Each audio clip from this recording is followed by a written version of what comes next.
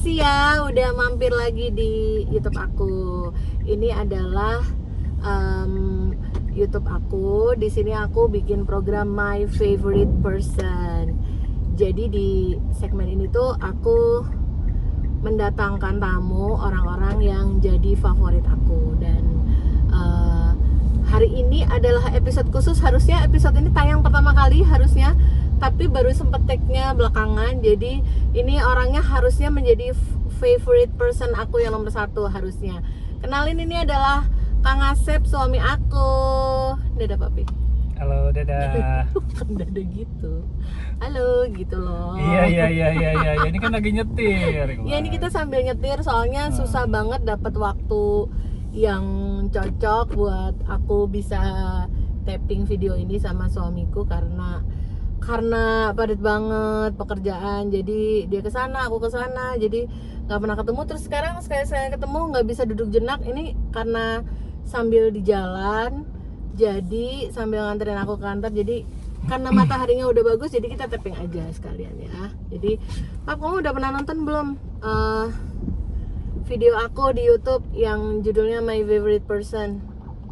Lihatnya sekilas aja. Yang apa? Yang episode siapa? Dari Elmi terus teman kantor ya. Itu berarti nonton itu.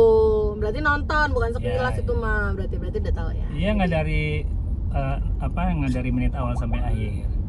Cuma Ya, tapi udah sekilas. nonton ya kan. Jadi pokoknya sebenarnya ide awalnya itu adalah aku membuat video berisi obrolan bareng orang-orang yang aku anggap penting, entah itu hidupnya, entah itu cerita hidupnya, entah itu rekam jejaknya, entah itu riwayatnya, atau minatnya atau value-nya gitu. Tapi sebenarnya aku tuh bikin video ini tuh dari awalnya pengennya itu sama seperti bikin kanal YouTube itu, pengennya itu buat legacy buat anak-anak kita ntar kan. Ada apa, kakak sama Ciko itu, biar kalau mereka gede, mereka itu kalau mereka pengen tahu aku sebagai maminya tuh, biar mereka itu ngelihat di sini, oh ini tuh ternyata orang-orang yang penting buat mami, oh ini tuh orang-orang yang punya value yang diapresiasi sama mami, kayak gitu loh maksudnya, nanti buat anak cucu gitu. Nah tapi akhirnya mau divideokan, terus ya udah siapa aja bisa ngeliat karena dipublish kan, karena ditaruh di YouTube gitu. Nah terus tahu nggak teman-teman kenapa suamiku itu my favorite? Kenapa spesial? Ya spesial ya kan suaminya ya. Tapi kenapa aku bahasa gimana Pap? Kenapa Papi itu menarik gitu loh. Angle-nya tuh mau seperti itu. Kenapa orang kayak Papi itu menarik kayak gitu. Nah, kenapa spesial? Aku tuh dari sejak sebelum menikah, maksudnya mulai deket sebelum menikah sampai terus sekarang itu, Kang Asep ini, suamiku ini tuh menurut aku tuh orangnya persistence. Orangnya itu persisten itu apa ya? Daya tahan. Enggak, emang persisten daya tahan. Persisten itu konsisten. Resisten atau persisten? Persistence. Apa sih? Resisten itu jeli. Kalau resisten itu tahan air. Resisten itu ya, ini itu maksudnya orangnya ulet, konsisten. Enggak berubah-ubah gitu loh Pak, orangnya itu. Teguh lah gitu. Ya, teguh. Lurus gitu. Nah, Teguh Subagio apa gitu namanya. Enggak, namamu bukan itu nama orang. Nah, maksud aku yang menyolok dari suamiku itu, dari Kang Asep itu adalah orangnya itu konsisten dan ulet. Jadi kalau dalam satu hal yang bisa menggambarkan hal itu dengan jelas adalah pekerjaan yang dipilih. Jadi Kang Asep itu bekerja sebagai advokat, dan kalau aku melihatnya setiap hari itu yang dia lakukan itu, pekerjaan ini tuh tidak gampang, tidak mudah, tanggung jawabnya besar, melelahkan iya, tapi di kesehariannya tuh dia kelihatan menjalani hal itu hari demi hari itu happy gitu loh, seneng gitu loh, kayak nggak ada bosen, kayak nggak ada enaknya tuh. Aku ngeliat Pap itu stabil aja terus gitu. Sebenarnya Pap, kamu tuh cita-citanya dari kecil tuh apa sih Pap? Cita-citanya ingin jadi sopir bus. Tahu nggak dulu tuh kenapa pengen jadi sopir bus? Aku tahu, tapi cerita, ayo Iya, coba iya. cerita. Kenapa? Dulu itu kan rumah kalau tinggal kan di Cianjur, di Urung Kondang gitu ya. Tapi biasanya rutin kan sering nengok nenek di Bandung. Oh gitu. Nah, dari biasanya itu dari SMP tuh. Ah, Nah, kalau ada luang waktu biasanya kan suka nengok ke Bandung. ah, Nah, kan suka naik bis. oke.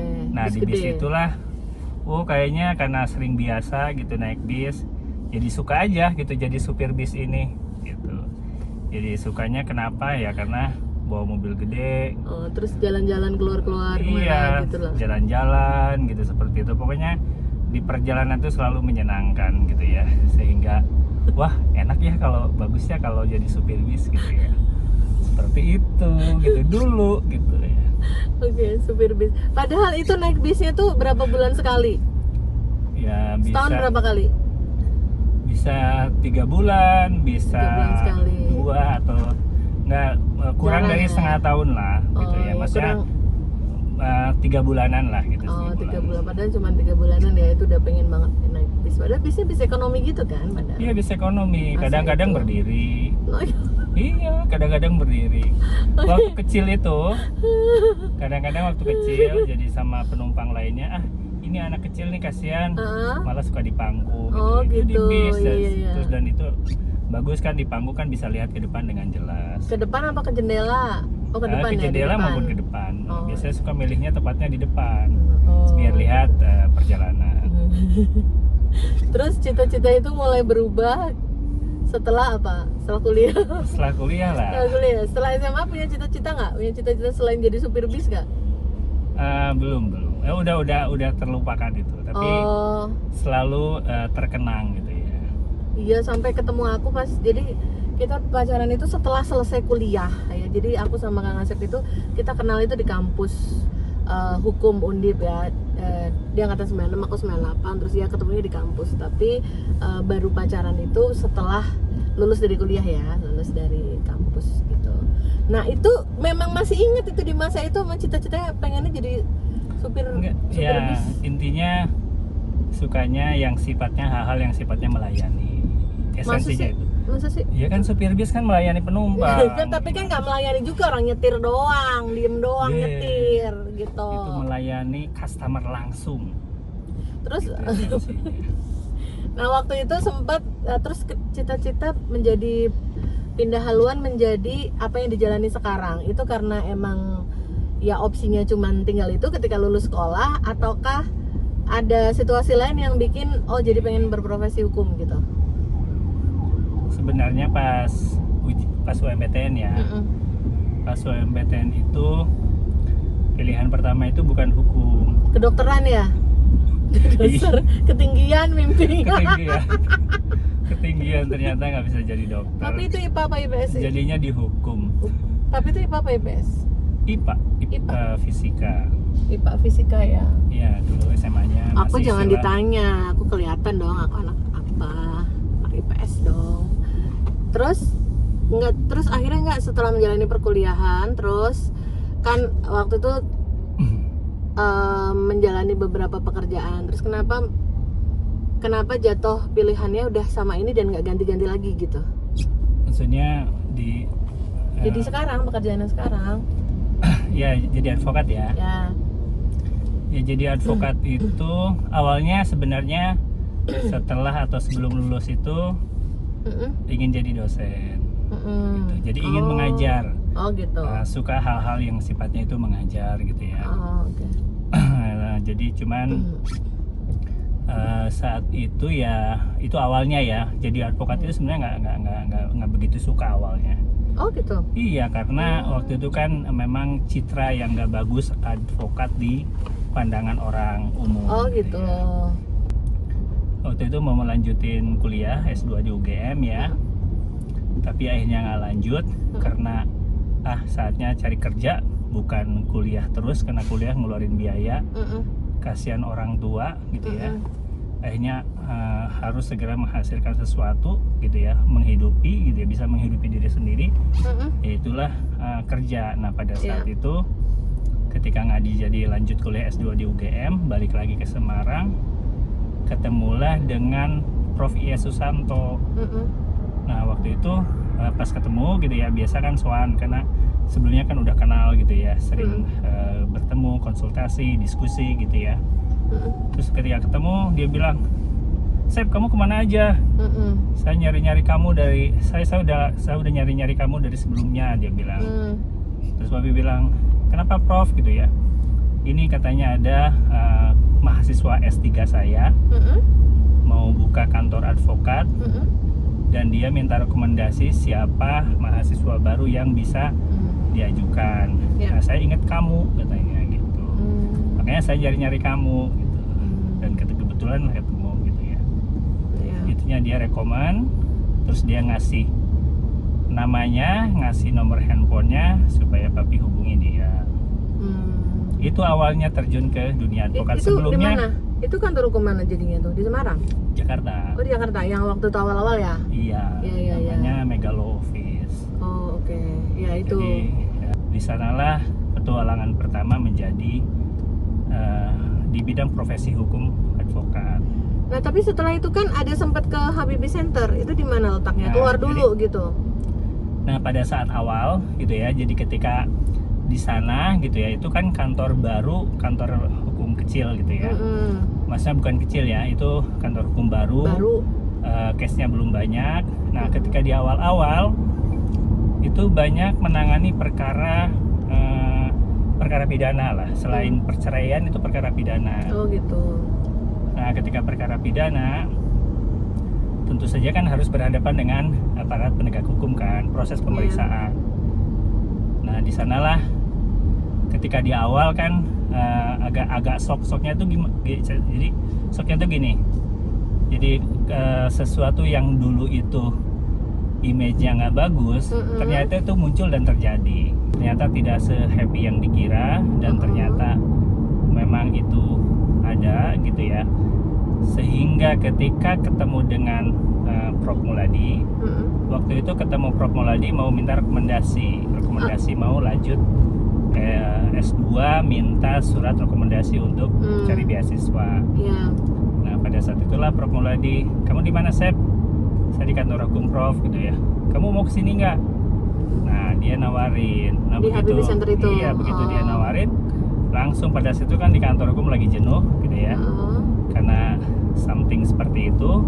Jadi ketika begitu ada tawaran dan itu dari Prof. Muladi gitu ya, orang tokoh undip gitu ya, Iya. langsung Papi ambil.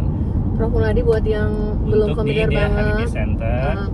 Buat teman-teman yang belum familiar Prof. Muladi, beliau sekarang udah almarhum dan saat itu beliau adalah guru besar hukum pidana ya, dan sempat menjadi rektor, mantan menteri juga, menteri Mensesnek, kehakiman juga. menteri kehakiman juga pernah, dan sebelumnya memang tentu saja rektor Undip gitu saat itu, sebelum Prof. Eko ya.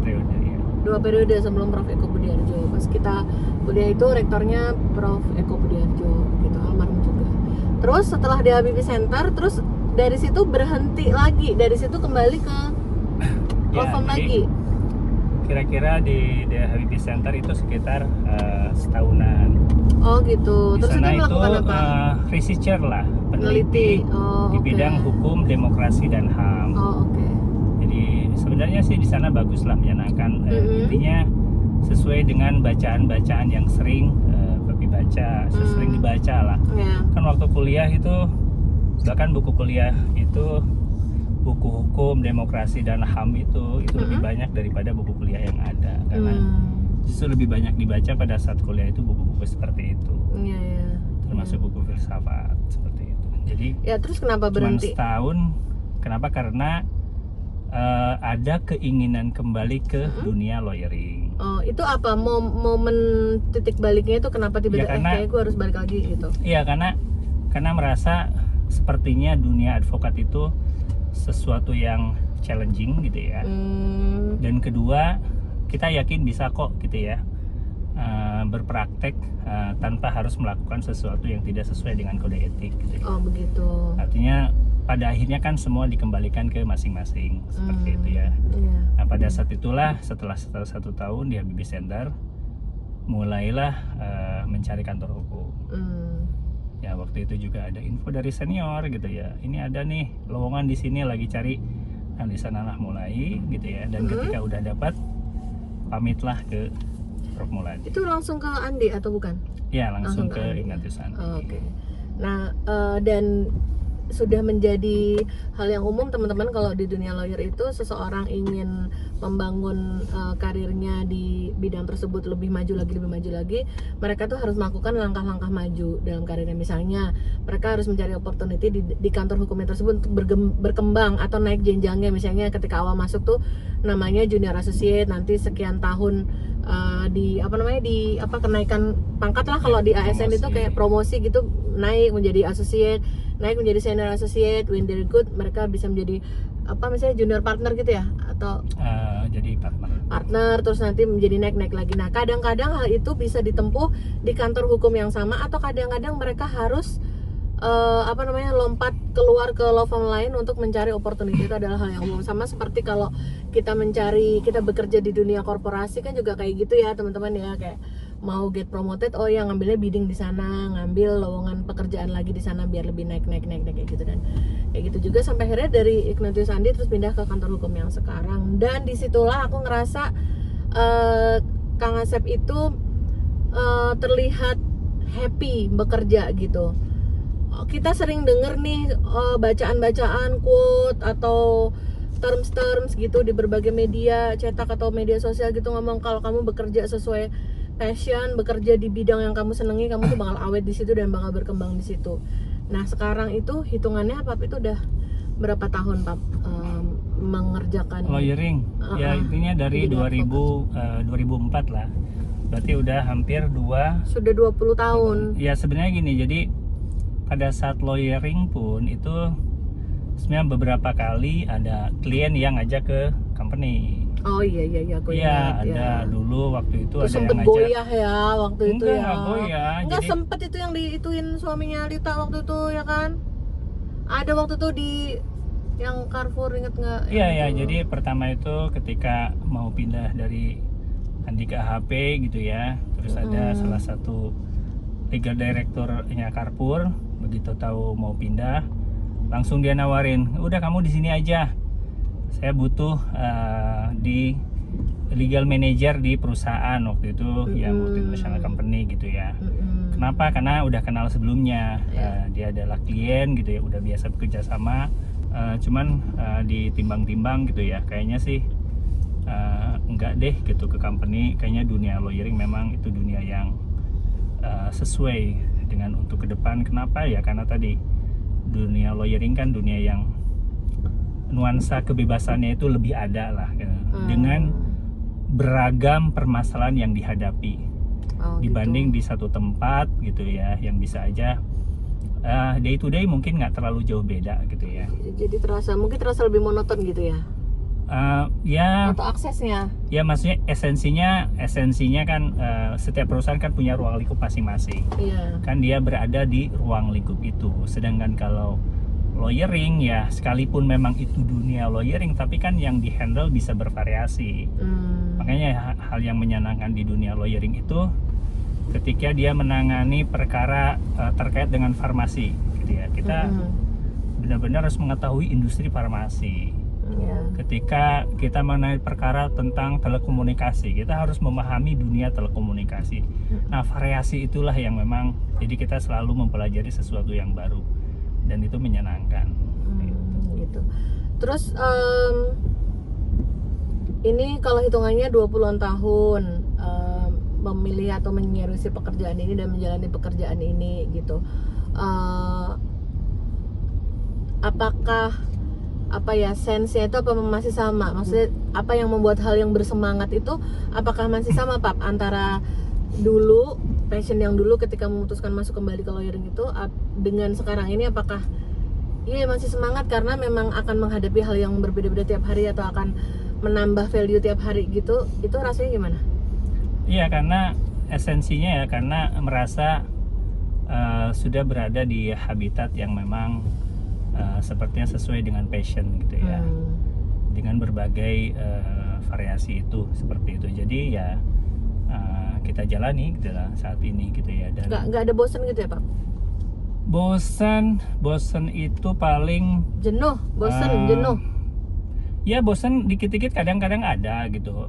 Terutama kalau andaikan lelah dan lain-lain seperti itu, atau ketika menghadapi sesuatu yang memang sangat rumit, kompleks dan lain-lain itu kadang. Tapi overall enggak lah, karena cara pandangnya aja kita. Jadi cara pandangnya harus gini. Jadi contoh ketika kita menghadapi sebuah perkara yang sulit gitu ya. Jadi kita harus selalu cari semangatnya gini. Kita bisa kok gitu ya. Jadi istilahnya nggak ada kata nggak bisa.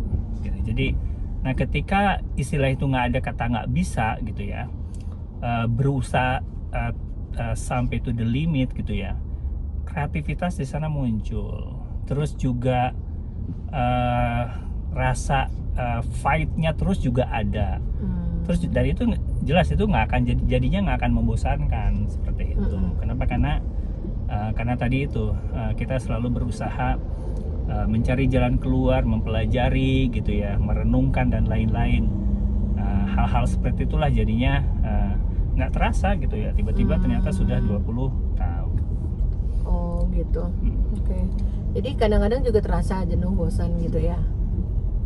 Ya, itu alamiah ya. Jadi ada, cuman bukan berarti ini jenis pekerjaannya nih bosannya bukan pada sana gitu ya, karena merasa kayaknya memang ini dunia saya gitu ya. Jadi nggak akan bergeser ya dari yang pekerjaan yang sekarang ya. Insya Allah utamanya lawyering, walaupun sekarang kan ingin juga di samping lawyering kayak seperti mengajar atau hal lain lah. Gitu. Mengajar kan udah otomatis. Iya, ya tapi nggak? utamanya di dunia lawyering, yang lain sifatnya supaya tadi ada hal-hal baru, ada hal-hal lain lah. Jadi kan supaya hidup ini lebih bervariasi lah.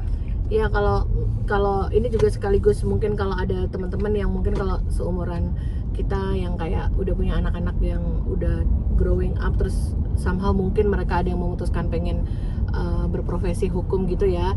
Jadi itu juga nggak semata-mata udah berprofesi hukum aja, kayak ternyata dalam berprakteknya itu dalam kehidupan sehari-hari seorang yang berprofesi hukum itu bisa juga dia mengajar gitu. Dia banyak kayak Kang Asep juga banyak handling pelatihan-pelatihan karena kaitannya dengan penanganan perkara di pengadilan misalkan ya. Terus pernah waktu itu salah satu lembaga pemerintah yang bagian meriksa keuangan itu ada teman kita yang kerja di situ dan melibatkan Kang Asep untuk mengajar pegawai-pegawai mereka di daerah ketika nanti berperkara gitu, dijelasin hukum acaranya gimana, prakteknya gimana gitu, dan juga mengajar di berbagai sekolah hukum ya. Tentu saja ngajarnya ya tentang hukum juga gitu karena itu ekspertisnya di situ gitu.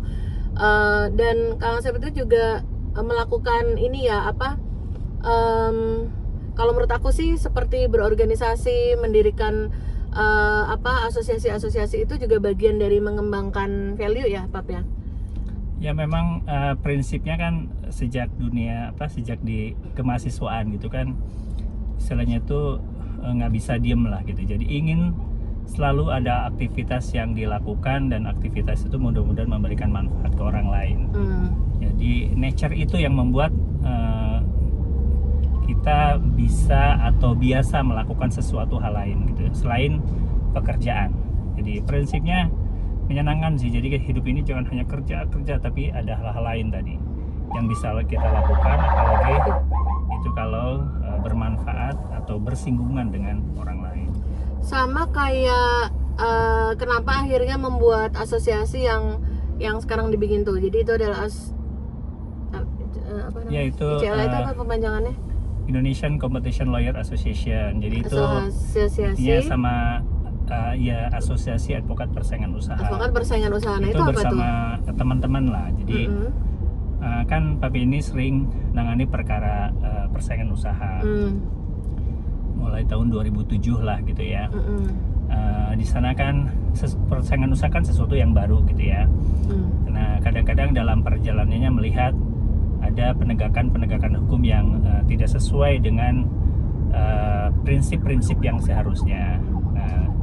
Jadi seperti itu, makanya dirasa kayaknya perlu membentuk asosiasi deh yang punya peran untuk memberikan masukan, yang punya peran bisa menjadi penyeimbang gitu ya.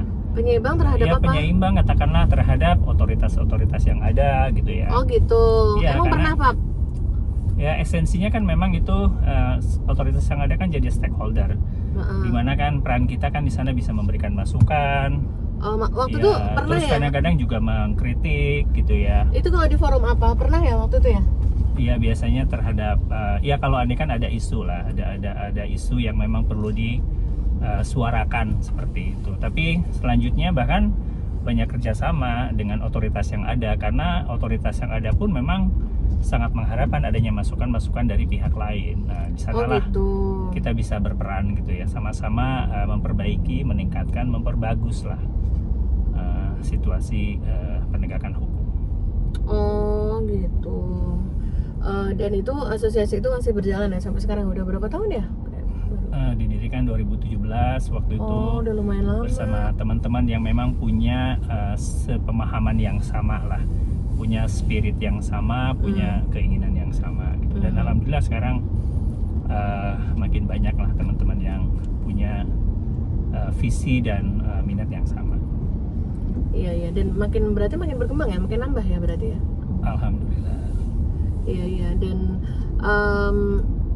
apa sih Pak hal-hal yang kayak gini yang aku selalu kagum itu adalah yang tadi aku bilang di depan, konsistensinya tuh nggak pernah berubah gitu loh, kayak happy terus gitu mengerjakan pekerjaan ini yang ya aku juga tahu sendiri karena melihat langsung ini tuh bukan pekerjaan yang gampang, harus penuh dengan belajar.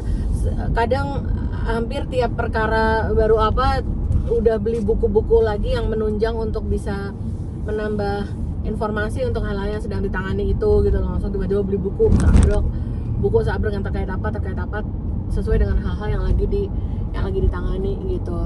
Hal-hal apa di masa kuliah dulu atau di masa muda dulu yang itu berperan banget dalam membentuk kamu yang sekarang?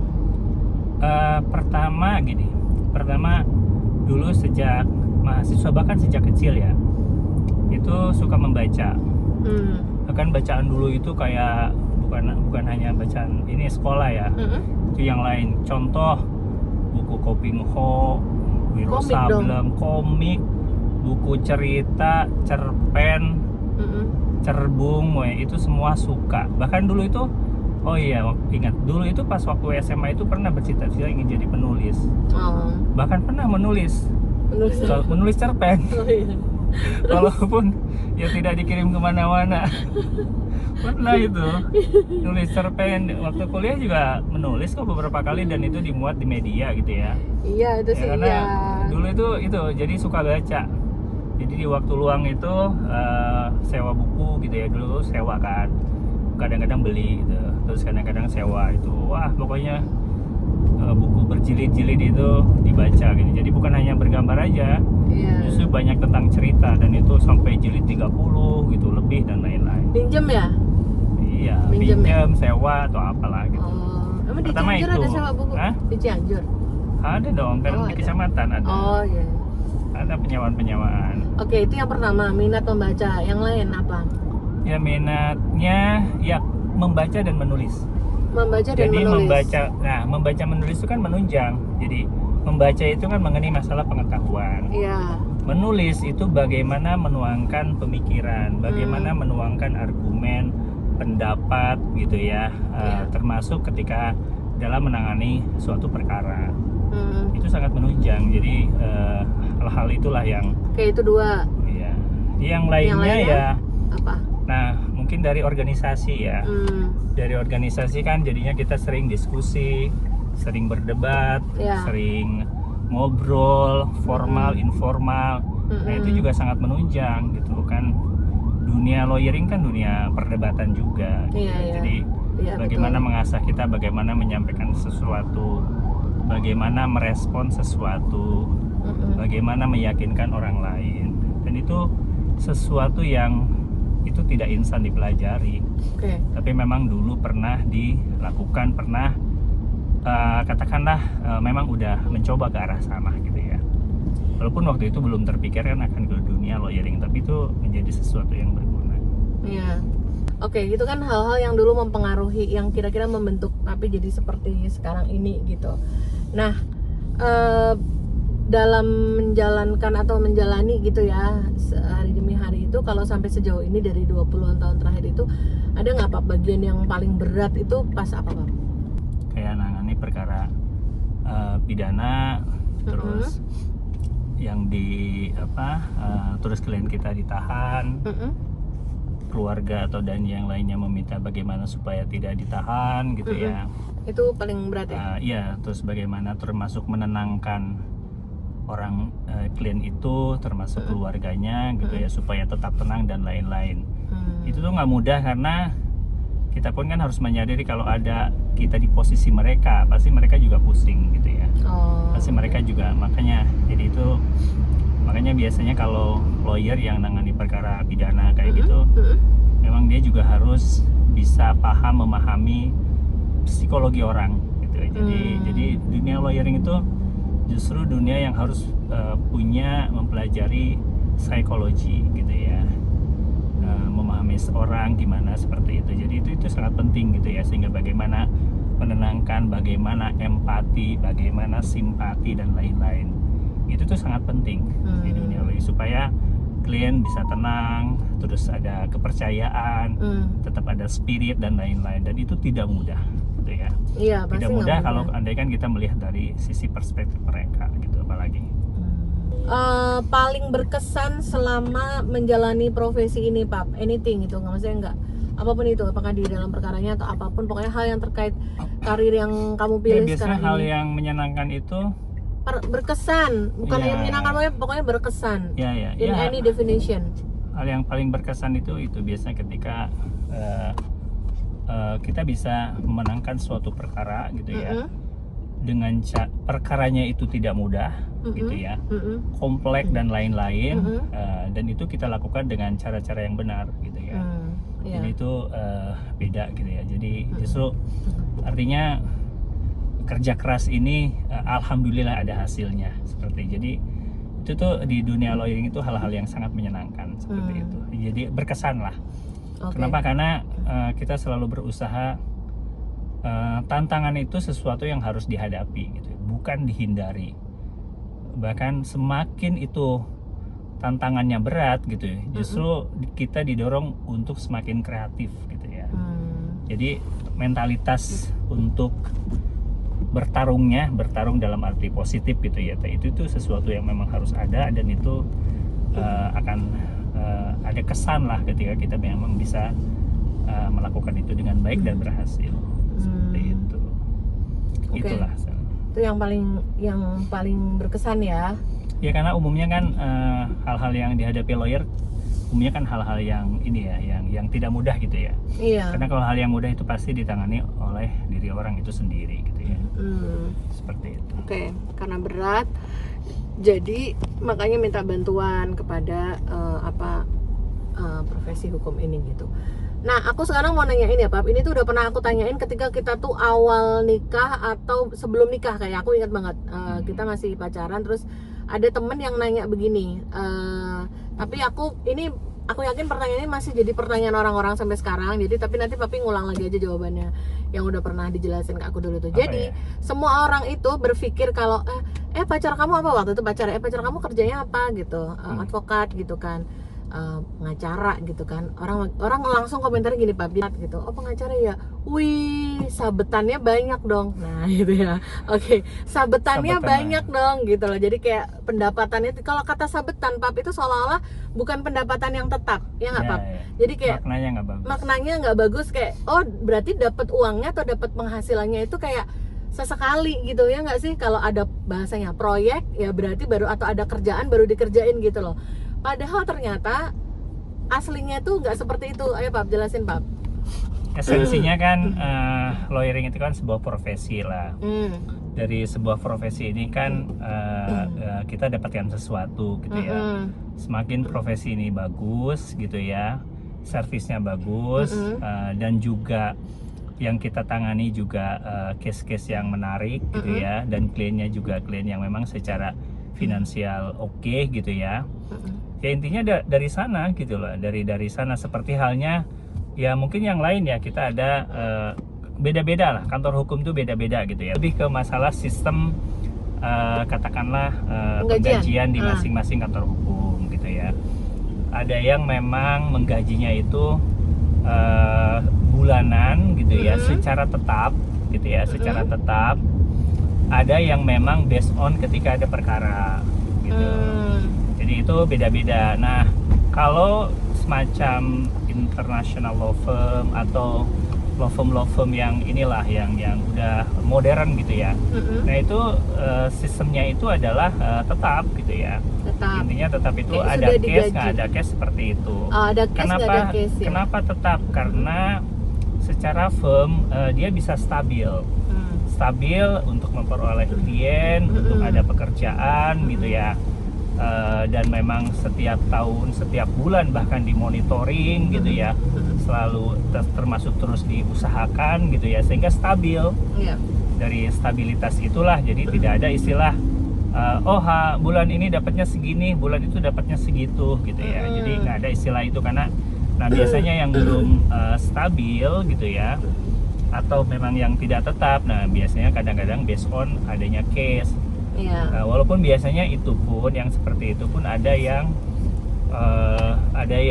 dia ada basic salary gitu ya, jadi tetap ada gaji pokok tapi mungkin tidak seberapa.